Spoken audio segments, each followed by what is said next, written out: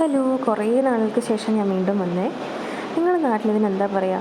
അരി നെല്ലിക്കാന്നോ ശീമ നെല്ലിക്കാന്നോ പണ്ട് സുലഭമായിട്ട് വീട്ടിലുണ്ടായിരുന്നതാണ്, നാട്ടിലുണ്ടായിരുന്നപ്പോൾ. അപ്പോൾ അതാ മൈസൂർ മാർക്കറ്റിൽ പോയപ്പോഴത്തേന് ഇതുപോലെ 50 രൂപയ്ക്ക് എനിക്ക് ഇത്രയും ശീമ നെല്ലിക്ക കിട്ടി. അപ്പം ഞാനതിൽ നിന്ന് കുറച്ചെടുത്ത് കഴുകി വെച്ചിട്ട് അതിനകത്ത് കുറച്ച് വിനാഗിരിയും മുളക് പൊടിയും ഉപ്പും നല്ല വെളിച്ചെണ്ണയും ഒഴിച്ച് ഒരുപാട് പേര് ഇപ്പം തന്നെ വായിൽ വെള്ളം വരും. ഒരുപാട് പേര് റീല് ചെയ്തിട്ടുണ്ട്, ഒക്കെ ചെയ്യുന്നുണ്ട്.